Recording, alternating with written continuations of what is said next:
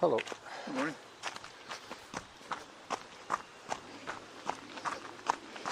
Hi everybody, Carlos here.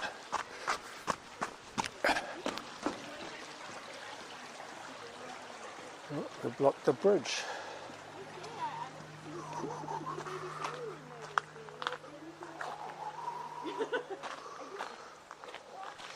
What's going on here?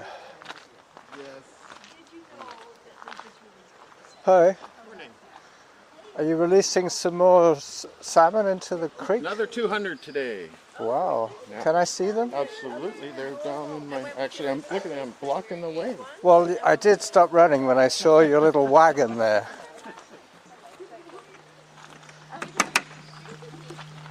Oh, wow. Excellent. And they're being aerated there as well? Yes, because they may have an hour delay for the kids, but they're happy in there. Oh, I see. They're going to be released. The kids, they're raised by students in their classroom. Yeah. In fact, hatched from egg in their classroom. Excellent. And we gave them each 100 eggs, and they got 100 fish out of them, which is amazing. Phenomenal, yeah. Absolutely. Yeah. Well, let's hope they survive, eh? Well, they're chum salmon, so they're going to head down to the ocean pretty quick. They don't spend a lot of time in the stream. And then they'll spend the entire summer down on Duck Beach eating bugs. Yeah, and then hopefully they'll come back up to the creek and spawn. Well, that's the hope. We have, they had a dozen or so returned a 2 years ago. Nice. I remember seeing the salmon toss. How does that affect the water quality? The more we could throw in there, the better. Yeah. Because, especially with this being an urban stream, this is runoff from the streets mostly. Yeah. But even a proper river like Gold Stream, it's rainwater and rocks. There's no life in it, and it's all the salmon carcasses. That's what brings them back. That gives nutrients for the bugs to eat, the trees to grow. So it's a whole ecosystem, not just the salmon. It's incredible, yeah. The salmon. If you had two rivers side by side, one had a salmon run. The one with the salmon run, the trees are way more healthy and developed. Interesting. I mean, think about when you go to the garden center and buy fish fertilizer. Yeah. Chum salmon. That's what it is. Yeah. Dried up fish. Yeah. All right. So well, good luck. When are the kids coming? They're on their way on the school bus. They should be marching through the woods right now. Oh, I might see them. Yeah. And there'll be more. There's 14 releases on this creek. Excellent. Excellent. Great. Well, good luck and well done.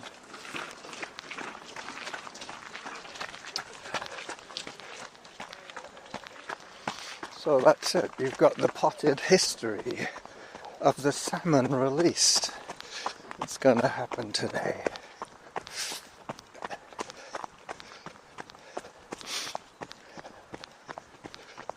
I think they're going to be bringing the kids from the Mount Douglas parking lot. So if I go this way, I might well see them. I should have taken a photograph. He had a bucket full of little fry. I wouldn't mind raising some salmon eggs.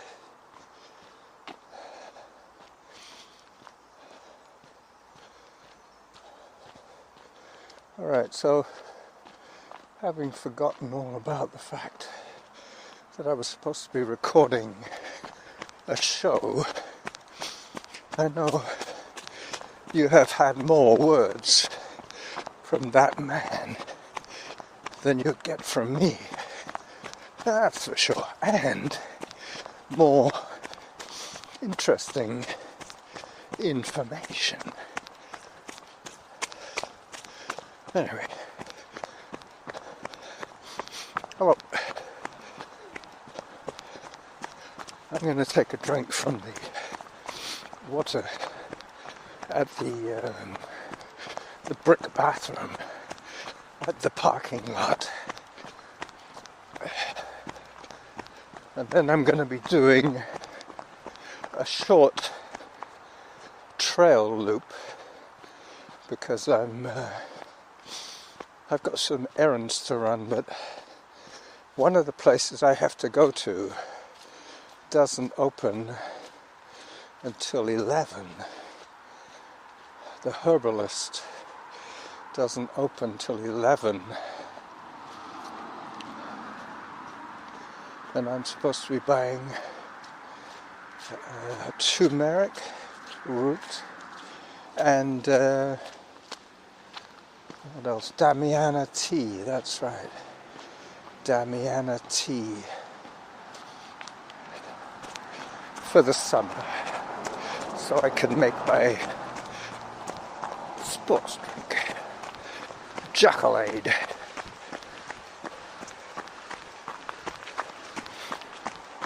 Zone 2. Actually, when I stopped to talk to the fish man, my heart was racing, so that 2 minutes of chatting brought it back to Zone 3. Now I take another walk break. The next feature will be, well, you won't hear me drinking again. I think that one's worn a little bit thin. So what I'll do is I'll turn the voice recorder off as I take my drink. Some animal has sprayed the trees here with smiley faces and clover leaves. I mean, it's just pure vandalism. Why paint a tree with an indelible, tacky mark? It's unbelievable how tacky some people are.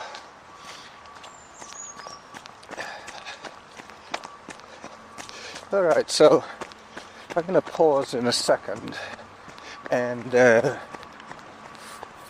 take my little refreshment break.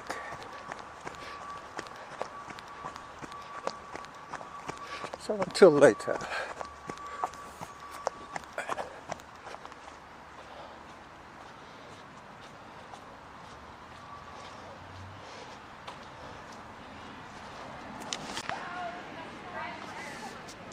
So I saw the school bus. I took a couple of photographs of it. Now I'm going past the outdoor school. These people aren't invited to the salmon toss. They probably have some other activity planned. As I approach Cordova Bay Road. Yesterday I went to the weight room for the first time in months and I really enjoyed it. It was crazy fun. But mainly because it was crazy rainy yesterday. So no chance to get out unless you wanted to get seriously muddy. So I walked to the bus stop and noticed that I had 15 minutes to wait. So even though it was a bus stop with a shelter, I decided I could walk on along the route and catch the bus a little bit later. I mean, I knew I was less than 15 minutes from the next stop, so every now and then I looked back just to make sure I was working with accurate information. The app on the phone was really helpful for that.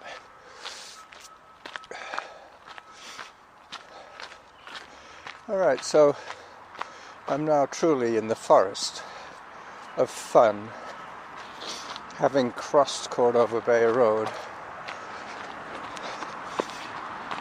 Basically, because I have stuff to do later on, I'm going to keep this episode super short, mainly because I want to do something a little bigger on Sunday.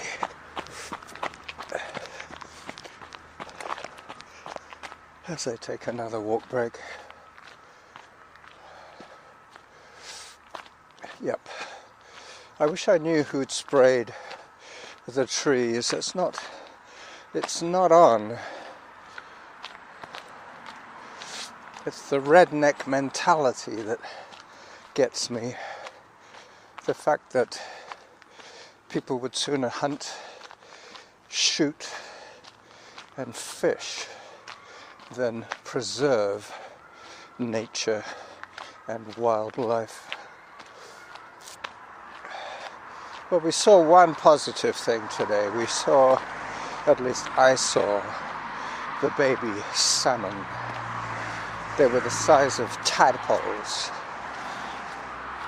on a little cart with 3 buckets and a pump, one of those aquarium type pumps, and a battery, I would imagine, aerating the buckets with the salmon fry in them. Up I go. 8:52 is my pace at the moment. That's probably why I've been out of breath. I've noticed that when I do run, the running sections are much faster than if I tried to plod my way through the whole workout. But I think that's what heart rate training has taught me, to stay within comfort zones. Zone 2 is comfortable. Zone 3 is getting uncomfortable. And Zone 4 is you can't talk anymore. After you top the 140 beats per minute, you need most of the air in your blood, the oxygen, to fuel the muscles.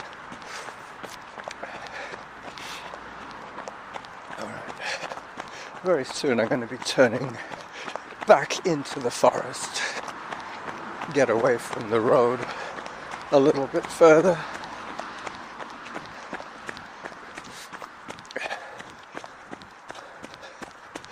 Yep, I believe my turn-off is coming up quite soon. Unless I've missed it already. Nope. Norma's sit-down spot is still directly ahead of me. This is where she once sat down and told me that she'd had enough running uphill and she wanted to run down. But with her, it was always quite a struggle to get her to run. She insisted that she wasn't built to run.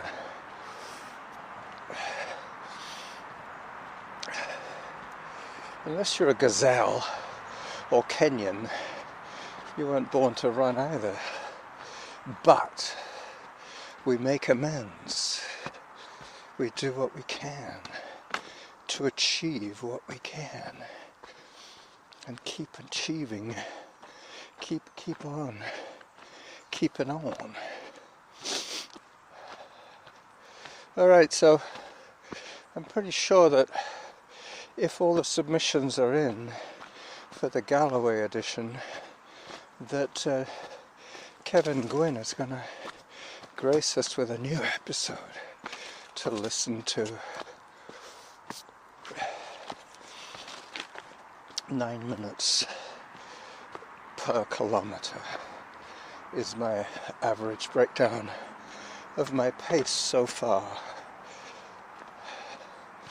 as I head up towards the mystical tree root that got broken, and I think I spent 4 or 5 weeks looking for it until I realized that it had been broken. I'm now taking a little photograph of said broken tree root and connector. got it.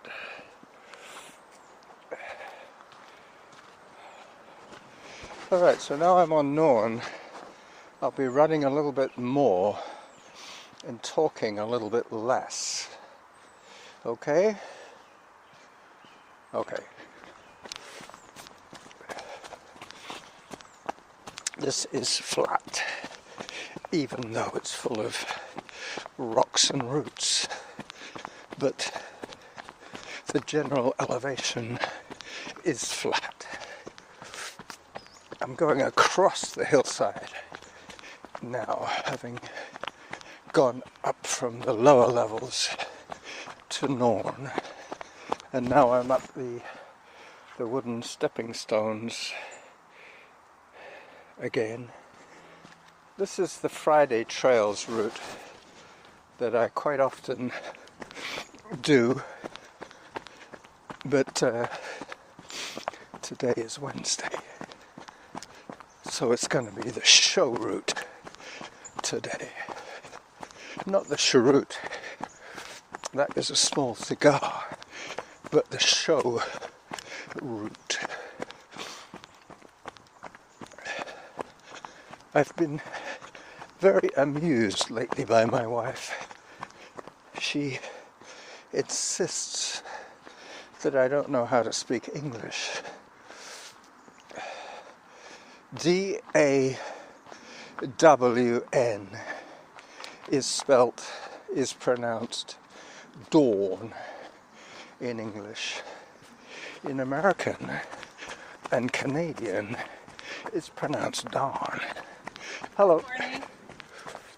So there you go. Dawn and dawn.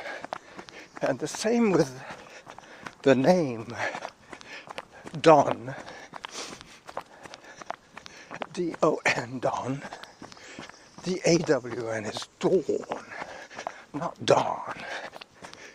Dawn and dawn is very similar in the North American vernacular.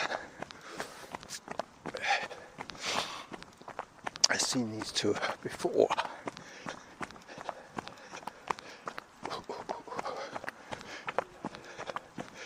Hello again.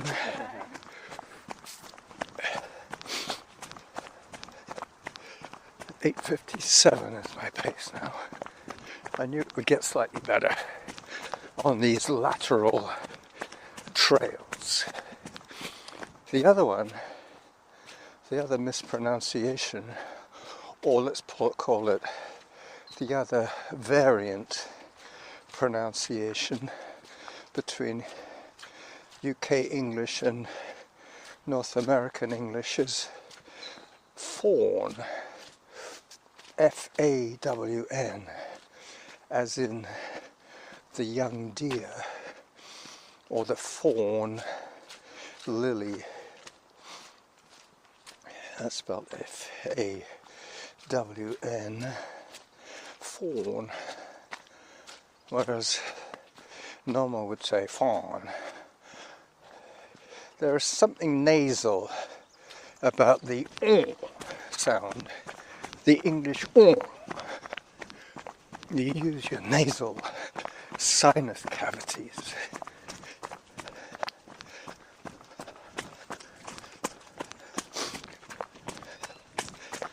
I got my road shoes on, and there's me running on the trails. I hear something.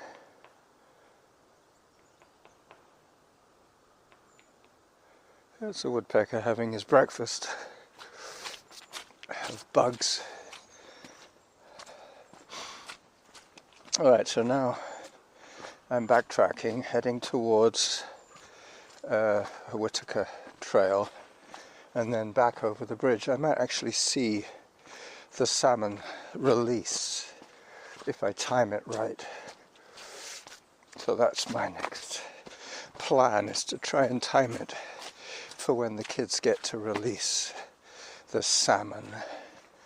But until then, I will pause again briefly.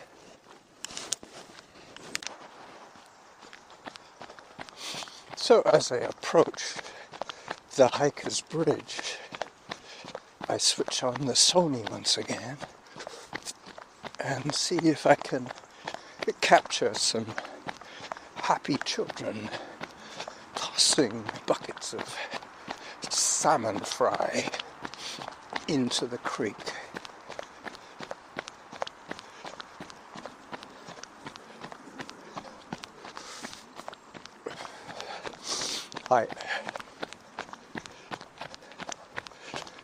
I should be seeing and hearing them very soon.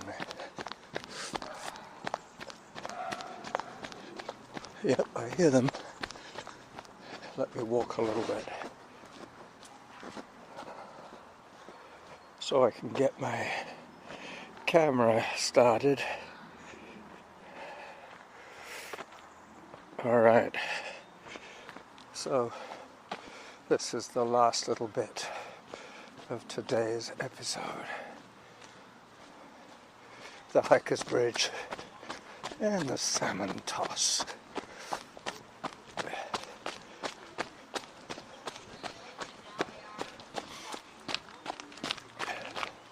Yep, here they are. Yeah, so what's that bug? that's this one, the mayfly. So that's a really good sign. See, it has the number 4 in green. That means that it's a healthy place. There you go. I timed it just right. Hi. No, I remember, but some of us. That's creepy call. Okay, Fiora, Lila.